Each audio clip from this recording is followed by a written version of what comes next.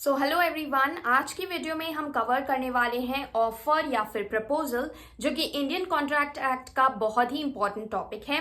आज की वीडियो में हम डिटेल डिस्कशन करेंगे ऑफर के ऊपर एंड आई होप कि ये वीडियो देखने के बाद आपको किसी और मटेरियल को रेफर करने की जरूरत ना पड़े। तो यहाँ पर हम देखेंगे definitions, essentials, case laws and examples and also the kinds of offer. तो सबसे पहले हम प्रपोजल या फिर ऑफर की डेफिनेशन देख लेते हैं, जो कि गिवन है section 2A of the contract act. तो आपको जब भी आंसर लिखना है, तो आपको जब भी डेफिनेशन देना है, तो हेडिंग में ही अगर आप सेक्शंस को मेंशन कर देते हैं तो आपको बहुत अच्छे मार्क्स मिल जाएंगे। सो हम डेफिनेशन देख लेते हैं और कीवर्ड्स मार्क कर लेते हैं। So when one person signifies to another his willingness to do or to abstain from doing anything with a view to obtain the assent of that other to such act or abstinence, he is said to make a proposal. So proposal और offer दोनों एक ही चीजें हैं। तो definition में हमने देखा कि जब एक पर्सन दूसरे को सिग्निफाई करता है, सिग्निफाई का मतलब है यहाँ कम्युनिकेट करना basically. So when one person वो दूसरे को कम्युनिकेट करता है, क्या कम्युनिकेट करता है? अपनी विलिंगनेस, किसी चीज को करने या ना करने की अपनी विलिंगनेस को किस इंटेंशन से सिग्निफाई करता है, ताकि वो उस इंसान का, सामने वाले का एसेंट ले सके उस बात पर। तो उसी को हम कहते हैं प्रपोजल। फॉर एग्जाम्पल, यहाँ पर हम एग्जाम्पल देख लेते हैं। A says to B, I offer to sell you my phone at ₹10,000। तो ए यहाँ पर क्या कर रहा है?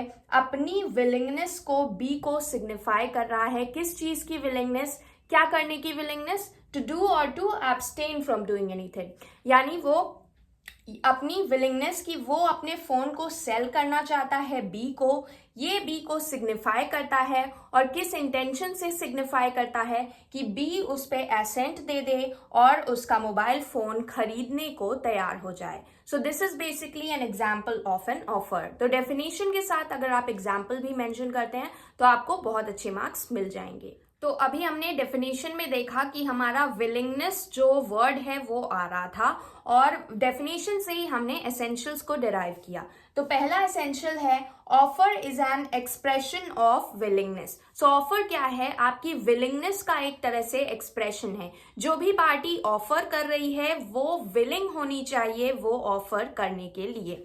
फॉर एग्जाम्पल, यहाँ पर हम दो एग्जाम्पल से समझते हैं। First is I am thinking to sell to you my mobile phone. So suppose A जो है वो B से कह रहा है कि I am thinking to sell you my mobile phone। अब यहाँ पर उसकी विलिंगनेस उतनी ज्यादा स्ट्रांग नहीं लग रही है, और ये भी नहीं समझ में आ रहा है कि वो सच में विलिंग है या फिर नहीं विलिंग है अपना मोबाइल फोन सेल करने के लिए। So this is not an offer. Next आते हैं, I am willing to sell you my mobile phone। तो यहाँ पर A B से ऑफर कर रहा है कि I am willing to sell you my mobile phone। यहाँ पर A की जो विल है वो हमें साफ साफ नजर आ रही है, because he is willing to sell his mobile phone to B। So offer basically आपकी विलिंगनेस का एक्सप्रेशन होता है, और आप विलिंग होने चाहिए, पार्टी विलिंग होनी चाहिए वो ऑफर करने के लिए। अब हम देख लेते हैं ऑफर का या फिर प्रपोजल का सेकेंड एसेंशियल, जो कि है offer should be capable of creating legal relations. So offer जो है वो लीगल रिलेशंस क्रिएट करने के केपेबल होना चाहिए, तभी हम उसे लॉ की भाषा में ऑफर या प्रपोजल मानते हैं। इसे हम दो केसेस से समझेंगे। The first one is Balfour versus Balfour and the second is McGregor versus McGregor. तो इस केस में क्या हुआ था? बेसिकली हस्बैंड और वाइफ होते हैं जो वेकेशन पे जाते हैं, but during vacation he husband को रिटर्न करना पड़ता है वर्क के लिए, अपने काम पे उन्हें वापस जाना पड़ता है, एंड वाइफ जो है वो इल हो जाती हैं, उनकी तबीयत खराब हो जाती है। That's why she doesn't return with the husband. तो हस्बैंड क्या करता है? प्रॉमिस करता है कि वो वाइफ को अलाउंसेस पे करेगा, और फिर कुछ टाइम बाद अलाउंसेस देना बंद कर देता है। तो यहाँ पर कोर्ट ने क्या हेल्ड किया? That contracts between husband and wife don't always result into offer as they did not intend legal consequences. तो यहाँ पर जो पार्टीज के बीच में अरेंजमेंट है ये एक नॉर्मल अरेंजमेंट है between a husband and a wife, तो इसे इन्हें कॉन्ट्रैक्ट नहीं माना गया क्योंकि यहाँ पर जो दोनों पार्टीज हैं उनका इंटेंशन वो लीगल कॉन्सिक्वेंसेस को इंटेंड नहीं कर रहे थे। इसलिए यहाँ पर कोर्ट ने बोला कि हस्बैंड एंड वाइफ के बीच में जो भी ये अरेंजमेंट था this was not an offer. लेकिन हमेशा ये जरूरी नहीं है कि हस्बैंड वाइफ के बीच में जो भी अरेंजमेंट है वो हमेशा ही ऑफर नहीं मानी जाएगी, क्योंकि नेक्स्ट केस में हम देखेंगे कि हस्बैंड वाइफ से ही रिलेटेड केस है और यहाँ पर इसको माना गया है कि ऑफर है। यहाँ पर क्या हुआ कि हस्बैंड एंड वाइफ हैं, इनके बीच में काफी टाइम से कोई डिस्प्यूट चल रहा था। फिर ये अग्रीमेंट हुआ कि कंप्लेंट्स जो हैं वो विड्रॉ करी जाएंगी, लेकिन उसके पीछे दो कंडीशंस होंगी तभी कंप्लेंट को विड्रॉ किया जाएगा। हस्बैंड जो है वो अलाउंसेस पे करेगा और वाइफ जो है she will refuse to pledge the credit. तो वाइफ जो है क्रेडिट को प्लेज नहीं करेंगी और हस्बैंड जो है अलाउंसेस पे करेगा। अब यहाँ पर कोर्ट ने हेल्ड किया कि बाइंडिंग अग्रीमेंट है between the parties because we have to see the intention हमें कहाँ से पता चलता है? टर्म्स ऑफ द अग्रीमेंट से और सराउंडिंग सर्कमस्टांसेस से। तो यहाँ पर हस्बैंड वाइफ के बीच जो अरेंजमेंट था इसका बेसिक मोटिव क्या था कि कई समय से जो भी डिस्प्यूट चला आ रहा है उसको हम सेटल करेंगे, कंप्लेंट्स को हम विड्रॉ करेंगे, कंडीशंस फॉलो करेंगे एटसेट्रा। तो यहाँ पर नॉर्मल कोर्स ऑफ कॉन्वर्जेशन में ये ऑफर नहीं किया गया है दोनों के बीच, राइट। यहाँ पर पार्टीज लीगल कॉन्सिक्वेंसेस इंटेंड कर रही थी, इस वजह से कोर्ट ने बोला कि ये बाइंडिंग अग्रीमेंट होगा और ये वैलिड ऑफर होगा। और इंटेंशन हमें कहाँ से पता लगाना है पार्टीज का? हमें टर्म्स ऑफ द अग्रीमेंट देखने हैं और हमें सराउंडिंग सर्कमस्टांसेस देखने हैं। इन दोनों चीज़ों को देखते हुए हम पता लगाएंगे कि पार्टीज का इंटेंशन लीगल कॉन्सिक्वेंसेस का था या फिर नहीं था। तो यहाँ पर हमने कहा कि यहाँ पर दे did not intend legal consequences, क्योंकि सर्कमस्टांसेस हमने देखे तो वो इतने कुछ लीगल कॉन्सिक्वेंसेस वाले थे नहीं। और यहाँ पर हमने माना कि it was a valid agreement because there was a valid proposal. So legal relation से रिलेटेड अभी हमने हस्बैंड वाइफ के केसेस देखे, अब हम एक मदर और डॉटर के बीच का अरेंजमेंट देख लेते हैं जोन्स वर्सेस पैडेविटन के केस में। तो इस केस में बेसिकली क्या होता है कि मदर होती है, डॉटर होती हैं। मदर परसुएट करती हैं डॉटर को कि वो अपनी जॉब लीव कर दें, छोड़ दें and pursue studies. So mother says to the daughter to leave the job and pursue studies and इसके बदले में मदर अग्री करती हैं that she will pay the expenses of her daughter for completing the studies. अब क्या होता है, daughter जो है she could not complete the studies within 5 years। 5 years के अंदर डॉटर अपनी स्टडीज नहीं कंप्लीट कर पाती हैं and then mother stops paying. फिर मदर स्टॉप कर देती हैं पे करना। अब डॉटर स्यू करती हैं मदर को, तो यहाँ पर कोर्ट हेल्ड करता है that engagement resulted into a contract. अब ये जो एंगेजमेंट थी यहाँ पर legal relations, legal consequences intend किए जा रहे थे पार्टीज के द्वारा, बिकॉज एक पार्टी ने अपनी जॉब छोड़ी है एंड देन मदर के कहने पे स्टडीज वो कर रही हैं इस कंडीशन पे कि वो एक्सपेंसेस पे करेंगी, इसलिए इसको कॉन्ट्रैक्ट तो माना गया। लेकिन engagement resulted in contract but for a period reasonable to complete the studies। Court ने बोला कि रीजनेबल पीरियड तक ही मदर डॉटर को पे करने के लिए इंटेंड कर रही थी, बट क्योंकि डॉटर 5 years के अंदर अपना कोर्स जो है, स्टडीज जो है कंप्लीट नहीं कर पाई, इस वजह से अब मदर की कोई लायबिलिटी नहीं होगी उन्हें एक्सपेंसेस देने की। तो यहाँ पर इंटेंशन तो था लीगल रिलेशंस क्रिएट करने का, बट रीजनेबल टाइम के अंदर आपको अपनी स्टडीज कंप्लीट कर लेनी चाहिए थी, तभी तक मदर लायबल है, उसके बाद मदर वॉज नॉट लायबल। अब हम देखते हैं ऑफर का third essential which is offer must be in precise and definite terms. So offer जो होना चाहिए वो प्रिसाइज होना चाहिए, डेफिनेट होना चाहिए, उसमें किसी भी तरह की एम्बिग्विटी नहीं होनी चाहिए और जो सेलर है या फिर ऑफरर है उसका इंटेंशन दिखना चाहिए that he really wants to make an offer and let the other party accept it. तो यहाँ पर हम दो एग्जाम्पल से इसे समझेंगे। यहाँ पर हमारे पास ए है और बी है। एक सिनेरियो में ए जो है वो कहता है बी से that I might sell you my mobile phone सून।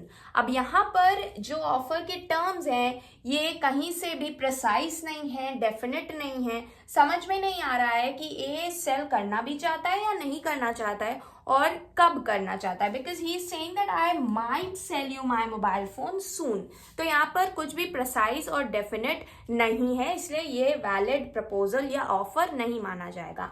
वहीं अगर हम सेकेंड सिचुएशन में देखें तो यहाँ पर ए बोल रहा है बी से that I offer to sell you my mobile for ₹10,000, you must respond by Monday if you want to buy it. तो यहाँ पर ए बी को ऑफर कर रहा है, क्या ऑफर कर रहा है कि वो अपना मोबाइल फोन सेल करने वाला है, एंड इसे हम प्रिसाइज और डेफिनेट टर्म्स में मानेंगे, वैलिड ऑफर मानेंगे। क्यों?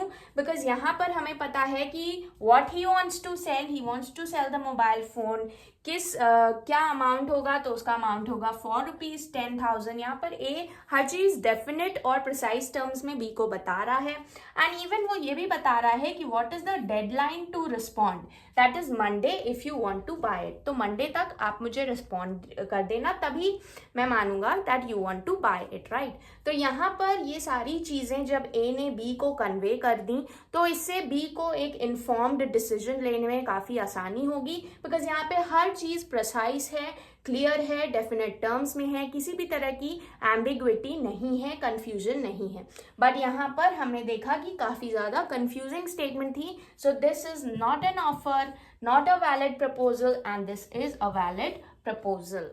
नेक्स्ट हमारा एसेंशियल है ऑफर मस्ट बी कम्युनिकेटेड।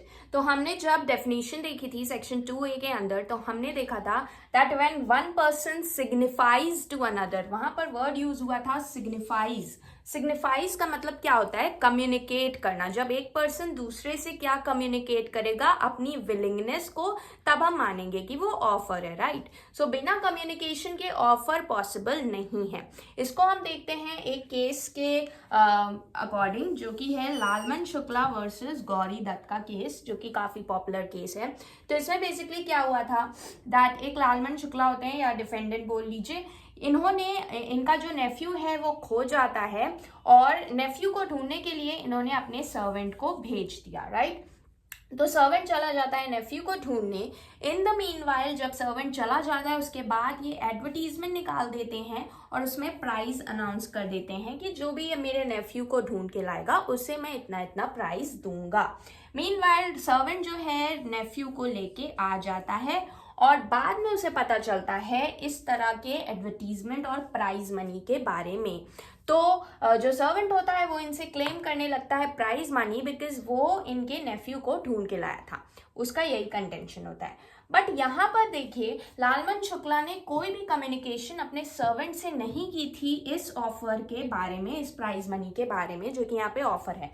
तो जब तक वो अपनी विलिंगनेस को सिग्निफाई नहीं करते हैं किसी को, तब तक वहां पर ऑफर होगा ही नहीं। सेक्शन 3 हमें क्या बताता है that the offer must be communicated. और कम्युनिकेशन हम कब मानते हैं, कम्युनिकेशन कंप्लीट कब मानते हैं, ये हमें सेक्शन 4 बताता है। तो सेक्शन 4 में हमें यही बताया गया है that communication is completed when it comes to the knowledge of the person to home it is made. So जिस पर्सन को हम कम्युनिकेट कर रहे हैं उसकी नॉलेज में जब आ जाता है, तब हमारी कम्युनिकेशन कंप्लीट होती है। बट यहाँ पर इनकी सर्वेंट की नॉलेज में कोई भी इस तरह की चीज आई नहीं, ना इन्होंने कम्युनिकेट किया। तो यहाँ पर जब ऑफर की कम्युनिकेशन ही नहीं हुई, तो यहाँ पर ऑफर, एक्सेप्टेंस, प्रपोजल, कॉन्ट्रैक्ट कुछ भी नहीं बना, राइट। तो कोर्ट ने क्या हेल्ड किया that court held that he can not accept a proposal without having the knowledge of it. पहली बात तो ऑफर ही नहीं है ये, बिकॉज ऑफर कम्युनिकेट ही नहीं हुआ। दूसरी बात, ये एक्सेप्ट कब करेंगे, जब ऑफर इनको मिलेगा ना। ऑफर पहले होना चाहिए तब एक्सेप्टेंस आएगा, जब ऑफर ही नहीं था तो एक्सेप्टेंस भी नहीं आएगा। क्योंकि एक्सेप्टेंस कब आता है, जब उसको नॉलेज होती है। और जब यहाँ पर इनको नॉलेज ही नहीं है ऑफर की, यहाँ पर बिना कम्युनिकेशन के इनको नॉलेज ही नहीं है, तो फिर ऑफर एक्सेप्ट भी नहीं माना जाएगा।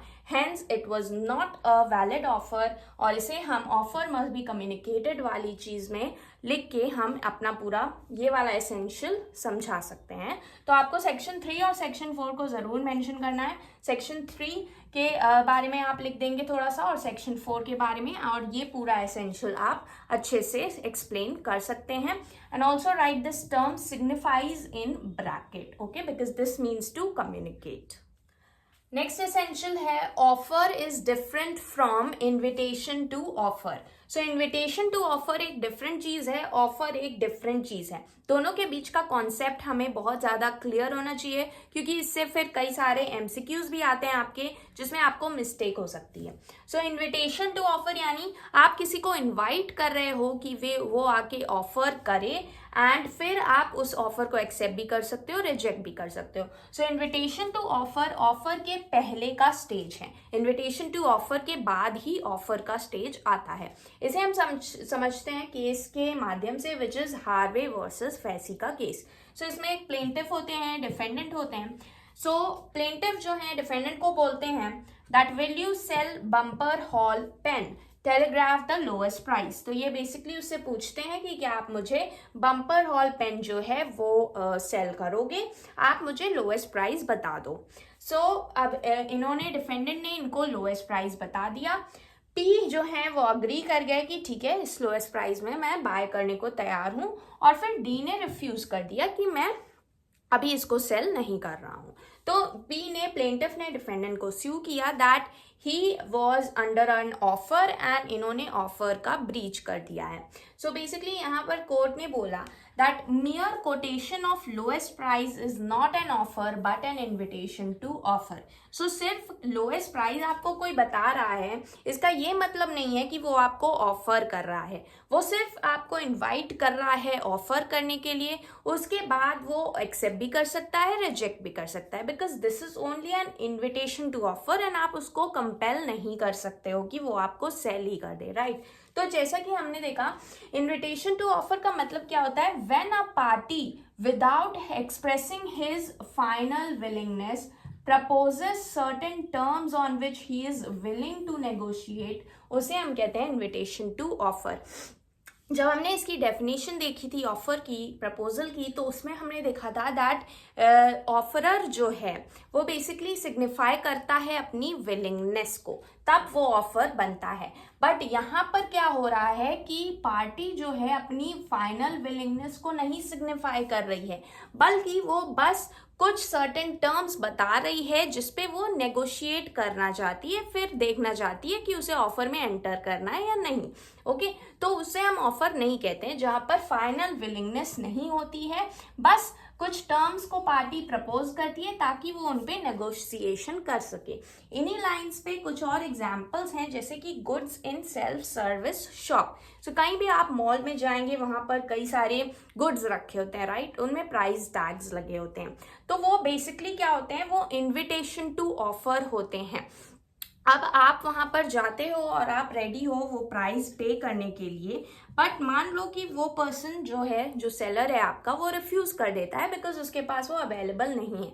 तो आप उसे कंपेल नहीं कर सकते, बिकॉज वो सिर्फ इन्विटेशन टू ऑफर था उसके पास। अब उसके ऊपर डिपेंड करता है वो आपके ऑफर को एक्सेप्ट करता है या नहीं करता है, बिकॉज वो आप उसे कंपेल नहीं करोगे कि आपको मुझे बेचना ही पड़ेगा because this was an offer. No, it was just an invitation to offer, जिसमें कि वो अभी नेगोशिएट करेगा, वो अपना सोचेगा समझेगा, उसको बेचना होगा तभी बेचेगा, वरना वो नहीं बेचेगा।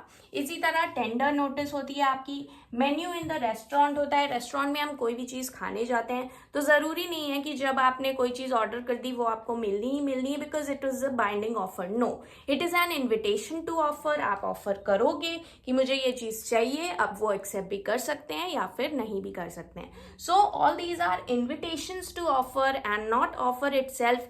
इसलिए आप सामने वाली पार्टी को कंपेल नहीं कर सकते कि वो आपकी बात को माने ही माने, बिकॉज इन्विटेशन टू ऑफर किसी को भी बाइंड नहीं करता है।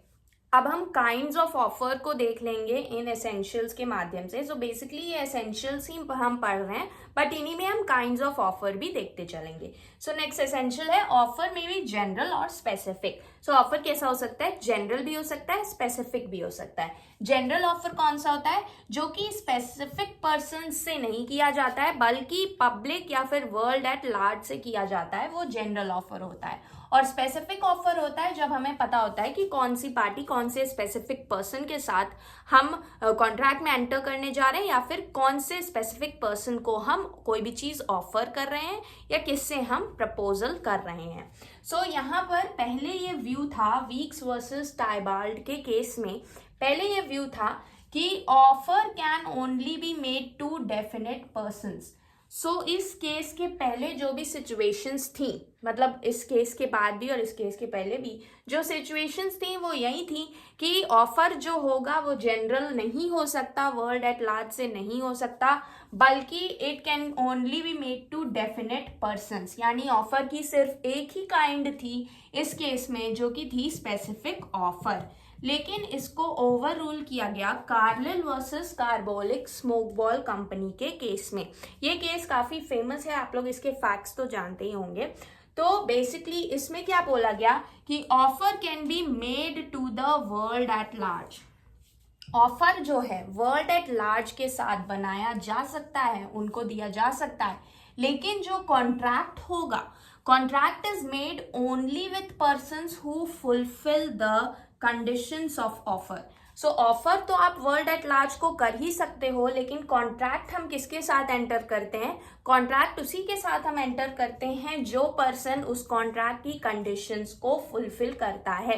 Carlill versus carbolic smoke ball company के मैं आपको शॉर्ट में फैक्ट्स बता देती हूँ। सो बेसिकली ये एक स्मोक बॉल कंपनी होती है, ये अपनी एडवर्टीजमेंट निकालती है न्यूज़पेपर में, जिसमें ये डिक्लेयर करते हैं कि हमारी जो मेडिसिन है उसे जो भी पर्सन कंज्यूम करेगा हमारे बताए हुए मैनर में, हमारा जो भी हमने तरीका बताया उस तरीके से कंज्यूम करेगा, उसको इन्फ्लुएंजा जो है नहीं होगा। तो एक जो प्लेंटिफ होती हैं वो उसे उसी मैनर में कंज्यूम करती हैं।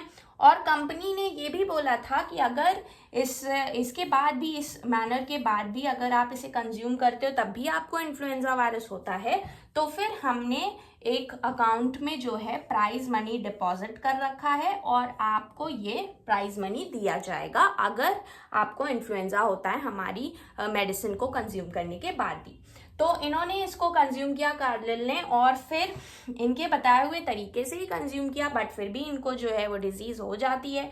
तो फिर ये अपना मांगने चली जाती हैं प्राइज मनी। बट कंपनी क्या कहती है कि क्योंकि यहाँ पर ऑफर ही नहीं था, बिकॉज जब ये केस आया तो उस समय तो हमारी यही सिचुएशन थी वीक्स वर्सेस टाइबाल्ड वाली, कि ऑफर सिर्फ डेफिनेट पर्सन से ही हो सकता है, जनरल ऑफर कोई ऑफर ही नहीं है। तो कंपनी ने इसी केस को स्टेट किया और बोला कि जैसा कि इस केस में बोला गया है, ये कोई ऑफर ही नहीं है, बिकॉज ऑफर हमेशा स्पेसिफिक पर्सन से किया जाता है और हमने ये पूरा मतलब वर्ल्ड एट लार्ज को ऑफर किया था, यहाँ पर कोई ऑफर ही नहीं हुआ। तब कोर्ट ने जो है बोला कि ऑफर तो आप वर्ल्ड एट लार्ज को कर ही सकते हो, बट कॉन्ट्रैक्ट उन्हीं लोगों के साथ होता है जो कि उसकी कंडीशंस को फुलफिल करते हैं। तो क्योंकि यहाँ पे कार्लिल जो हैं इन्होंने कॉन्ट्रैक्ट की कंडीशंस को फुलफिल किया था, उसी मैनर में दवाई को कंज्यूम किया था जैसा कि बोला गया था, इस वजह से कंपनी का जो है कॉन्ट्रैक्ट कार्लिल के साथ माना गया और इसलिए कंपनी को लायबल माना गया कि ये जो है प्राइज मनी कार्लिल को जरूर देंगे। सो बेसिकली ऑफर आपका जनरल भी हो सकता है, स्पेसिफिक भी हो सकता है। इस केस के बाद से, Carlill versus carbolic smoke ball के बाद से, दो तरह के हमारे ऑफर बन गए, general and specific. But weeks versus Tybald में सिर्फ स्पेसिफिक ऑफर को वैलिड ऑफर माना गया था। ऑफर का नेक्स्ट काइंड है ऑफर में बी एक्सप्रेस और इम्प्लाइड। एक्सप्रेस ऑफर क्या होता है? जब हम एक्सप्रेसली टर्म्स में या फिर अग्रीमेंट के थ्रू डिफाइन कर देते हैं कि हाँ भाई मेरा ये ऑफर है, इस तरह से इसे परफॉर्म करना है। इम्प्लाइड भी ऑफर हो सकता है जो कि कंडक्ट ऑफ द पार्टीज से होता है। पार्टीज का कंडक्ट ऐसा है कि उससे हमें पता चल रहा है कि यहाँ पे किसी तरह का इम्प्लाइड ऑफर बन रहा है, भले ही उसको आपने एक्सप्रेस टर्म्स में, कॉन्ट्रैक्ट के टर्म्स में नहीं लिखा हो, बट आपका कंडक्ट ऐसा है कि वहां पर वो इम्प्लाइड तरीके से ऑफर माना जाता है। अब यहाँ पर हमारे पास केस है Upton Rural District Council versus Powell का। तो ये जो केस है इसमें बेसिकली क्या हुआ, ये इम्प्लाइड ऑफर के ऊपर केस है। तो इसमें क्या हुआ, एक पर्सन होता है वो समन करता है फायर ब्रिगेड को, फायर ब्रिगेड सर्विस प्रोवाइडर जो होता है उसे बुलाता है और उन्हें बुलाता है और उसे फॉल्स इंप्रेशन रहता है that he is entitled to free services. उसे ये लगता है कि मैं फ्री सर्विसेज के लिए एंटाइटल्ड हूँ। अब उसे ये लगता है इससे मैटर नहीं करता है बेसिकली। सो यहाँ पर कोर्ट ने क्या ऑब्जर्व किया, that promise is implied. So basically जब उसने इनकी सर्विसेज ले ली, उसे ये लगा कि फ्री सर्विसेज हैं बट तब भी उसने इनकी सर्विसेज ले ली। अब जब फायर ब्रिगेड सर्विस प्रोवाइडर ने अपना काम कर दिया तो जाहिर सी बात है उन्होंने अपने चार्जेस मांगे, ठीक है। तो फिर इन्होंने मना कर दिया कि मैं चार्जेस नहीं पे करूंगा। तो यहाँ पर कोर्ट ने ऑब्जर्व किया कि प्रॉमिस यहाँ पर इम्प्लाइड है। The मियर fact that offer is made implied that suitable payments will be given out। क्योंकि यहाँ पर इन्होंने ऑफर किया, उसे बुलाया, तो इससे ये इम्प्लाई हो रहा है इनके कंडक्ट से कि यहाँ पर इम्प्लाइड ऑफर है और आप किसी की भी सर्विसेज लोगे तो जाहिर सी बात है आपको चार्जेस पे करने ही पड़ेंगे। सो ये एक तरह का इम्प्लाइड ऑफर हो गया। भले ही आप लोगों ने एक्सप्रेस टर्म्स में एक दूसरे से बातचीत नहीं की कि ये ऑफर है, मुझे इतना पैसा चाहिए, इतना पैसा नहीं देना है, ये वो आपने नहीं डिस्कस किया, बट आपकी ये जो कंडक्ट है, किसी की भी सर्विसेज आप लेने के लिए उसे बुलाते हो, फिर वो अपना काम करता है तो जाहिर सी बात है वो अपना पेमेंट्स मांगेगा। सो बेसिकली ये एक तरह का इम्प्लाइड प्रॉमिस हो गया, इम्प्लाइड ऑफर हो गया। इस वजह से इसे माना गया that it is a valid offer and hence आपको पेमेंट करना पड़ेगा।